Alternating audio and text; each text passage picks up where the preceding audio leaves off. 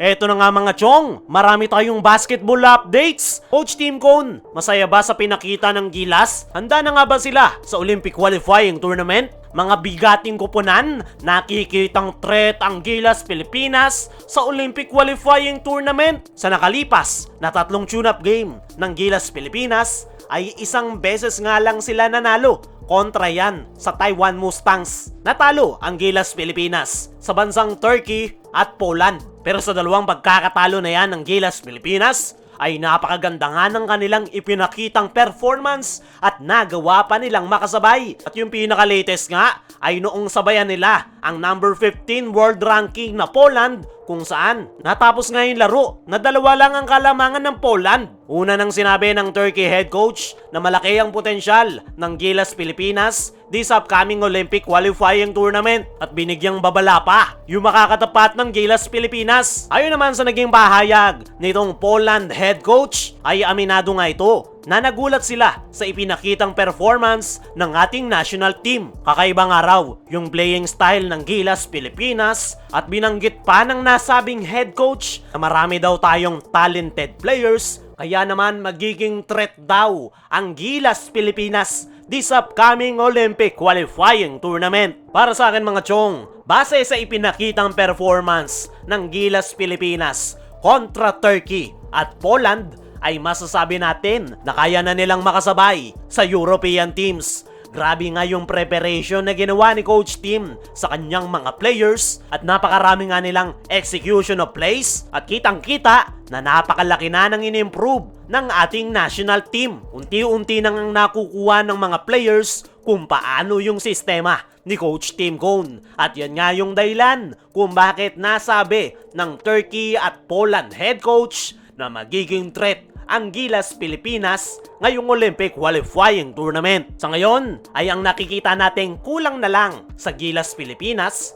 ay ang kanilang outside shooting at depensa sa 3-point area. Yan na nga lang yung kulang na recipe ni Coach Tim Cone sa ating national team para talagang tuluyang makasabay ang Gilas Pilipinas sa mga top caliber na kupunan, lalong-lalo na sa European teams. Sa ngayon ay kita natin na ina-adapt ni Coach Tim Cone ang lahat ng kanilang natututunan every time na naglalaro ang Gilas Pilipinas. Hindi gaya noon ni Chot Reyes na puro learning experience lang ang sinasabi pero hindi ina-apply sa kanilang laro. At yan nga yung kaibahan ni Coach Tim Cone. Talagang ina-analyze nito ng mabuti kung ano yung mga dapat nilang idagdag at adjustment sa kanilang sistema. Kita nyo naman yung resulta. Maikling panahon pa lang nahawakan ni Coach Tim Cone ng Gilas bilang head coach ay kita nyo na agad yung malaking pagbabago. Merong long-term plan at ngayon pa lang ay nararamdaman na natin na unti-unti nang nakakabuo ng solid chemistry yung Gilas Pilipinas players. Ano ba kaya kapag nagsama-sama sila ng matagal? Ngayon pa nga lang ay nasasabi na ng ilang top caliber team gaya ng Turkey at Poland na magiging threat ang Gilas Pilipinas sa Olympic qualifying tournament o in the near future. At naniniwala nga ako mga chong na malaki pa ang may improve sa laro ng ating national team dahil si Coach Tim Cone nga ang ating head coach, merong napakagandang sistema at napakagaling pang mag-handle ng mga players. Patunay na lang yung kumalat na video ni Coach Tim Cone kontra Poland kung saan sinermonan at minulat niya yung Gilas Pilipinas players na hindi sila po pwedeng maglaro na parang Asian teams. At dahil nga sa sinabi na yan ni Coach Tim Cone ay nabuhayan yung kanyang mga players at muntikan pa nilang makuha ang panalo. Dumako naman tayo dito.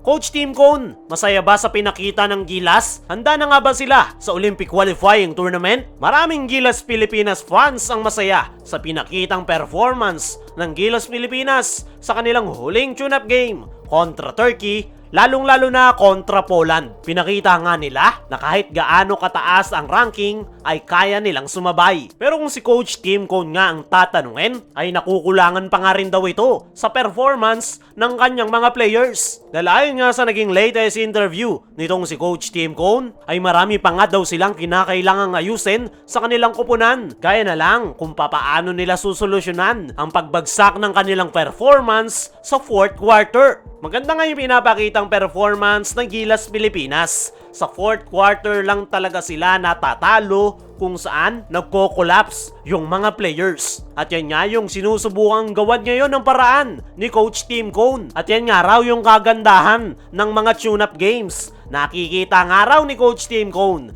yung mga problema ng Gilas Pilipinas. Kaya naman, meron pa nga raw silang sapat na panahon para ayusin ang mga problema na yan. Pero hindi nga nawawalan ng kumpiyansa itong si Coach Tim Cone sa kanyang kupunan. Bagkos, tinataas pa nga niya yung kumpiyansa ng kanyang mga players. Nagagawa na nga raw nilang makasabay sa top caliber teams. Ang kinakailangan na nga lang daw nilang gawin ay yung maging consistent sa simula hanggang matapos ang laro. Yan na nga lang daw talaga ang number one problem na kinakailangan nilang magawan ng solusyon. Pero kung si Coach Tim Cone nga ang tatanungin, ay ready na nga raw ang Gilas Pilipinas this upcoming Olympic qualifying tournament. Nag-post pa nga ito sa kanyang social media account kung saan pinasalamatan nga nito yung Gilas Pilipinas fans dahil kahit malayo nga raw sila sa Pilipinas ay parang home court pa nga rin daw nila. Kaya masaya si Coach Tim sa suporta ng Gilas Pilipinas fans at nagbigay pa nga ito ng update